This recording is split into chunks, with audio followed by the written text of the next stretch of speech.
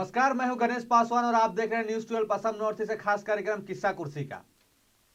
3 चरणों में हो रहे असम विधानसभा चुनाव के 39 सीटों के लिए दूसरे चरण का मतदान कल समाप्त हो गया।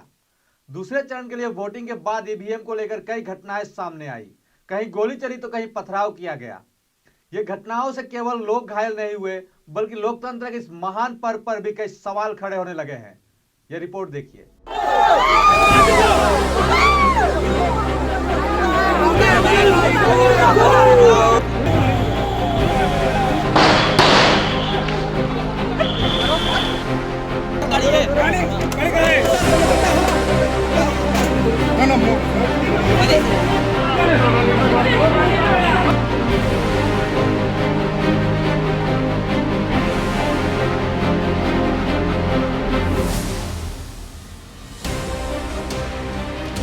असम में दूसरे चरण का चुनाव 1 अप्रैल को समाप्त हो गया। 39 विधानसभा सीटों में मतदान शांतिपूर्ण रहा, मगर अंत में ईवीएम ले जाने को लेकर राज्य के कई अंचलों में कुछ घटनाएं सामने आई। उदालगुड़ी जिले के कलाई गांव के राजापुखरी में कल देर रात गोलीबारी घटना सामने आई, जिससे अंचल में सनसनी फैल गया। मामले की जानकारी मुताबिक उक्त अंचल के एक वोटिंग सेंटर में ईवीएम मशीन में गड़बड़ी होने के आरोप में स्थानीय लोगों ने उसका विरोध किया और ईवीएम को ले जाने से प्रशासन को बाधा देने लगे। देखते ही देखते मामला बिगड़ता गया, जिसके बाद पुलिस को गोली चलानी पड़ी। इस गोलीबारी में 3 लोग घायल हो गए। एल पी स्कूल मित्रगोट प्रार्थी भोट দি আছিলে নাঙলত ভোট দিওঁতে বিজেপিত যায়।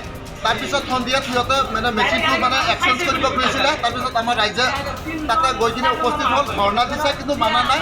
তাৰপিছত প্ৰশাসনৰ মানুহৰ কিনে ডাইৰেক্ট গুলি কৰি কিনে 3জন মানুহক আঘাত কৰিছে। এজনৰ চকুত লাগিছে, এজনৰ কান্ধত আৰু এজনৰ হাতত লাগিছে। इसके अलावा राज्य के कछार जिले के सोनाई विधानसभा क्षेत्र के एक मतदान केंद्र में बीजेपी के विधायक व असम विधानसभा के उपाध्यक्ष और वर्तमान भाजपा प्रत्याशी अमीनुल हक लश्कर के साथ हुए कहासुनी ने माहौल बिगाड़ दिया।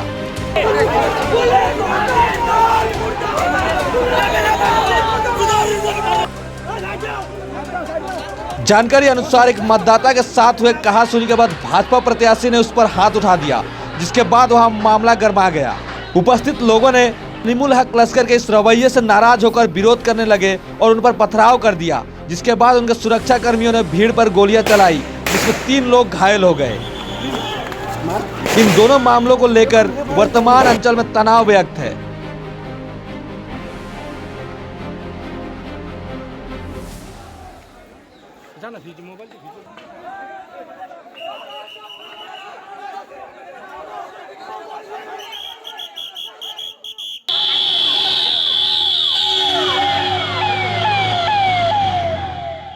दूसरे चरण में एक ऐसा घटना सामने आया जो लोकतंत्र के लिए खतरा है।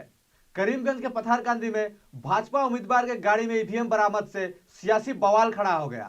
मामले को लेकर अधिकारी तो निलंबित हुए, मगर जिनके गाड़ी में ईवीएम मिला उनके खिलाफ कार्रवाई क्यों नहीं? लोगों के कहे अनुसार क्या लोकतंत्र के लिए सच में खतरा है ईवीएम? हमारी ये रिपोर्ट देखिए।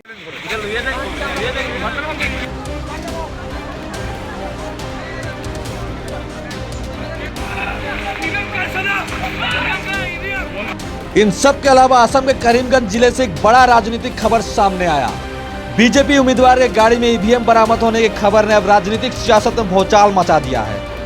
असम के करीमगंज में भाजपा उम्मीदवार कृष्णेंदु पॉल के पत्नी के नाम पर रजिस्टर एक बोलेरो गाड़ी में ईवीएम मिलने से सियासी बवाल खड़ा हो गया है।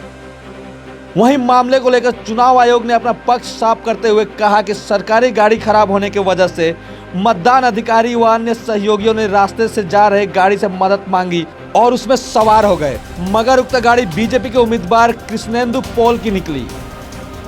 वहीं मामले को लेकर चुनाव आयोग ने कड़ी कार्रवाई करते हुए चारों स्टाफों को निलंबित कर दिया।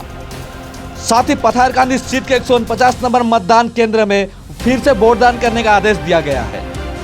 भाजपा उम्मीदवार के गाड़ी में ईवीएम मिलने से अब सियासी माहौल गर्मा गया है। कांग्रेस युवराज राहुल गांधी ने ट्वीट कर लिखा, इसी की गाड़ी खराब, भाजपा की नीयत खराब और लोकतंत्र की हालत खराब। हालांकि सभी घटनाओं को लेकर जांच के आदेश दिए जाने की खबर है, मगर मामले को लेकर राजनीतिक माहौल गरमाया हुआ है।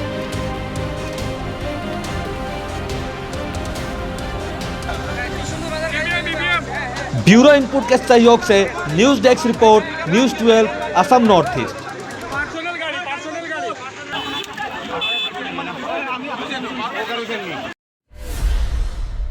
Your child deserves the best education. At Rongkangtir English School, we provide small class sizes with group of well-trained teachers, excellent result in HSLC with 100% track record, well-furnished infrastructure with a spacious and green playground, co-curricular activities like computer, dance, singing and art classes, innovative and playway method of teaching, conducting various competitions to inculcate in children a seeking spirit, diverse and creative pedagogy for students, comprehensive teaching and mentoring for all-round development, special attention to slow learners. Hurry up!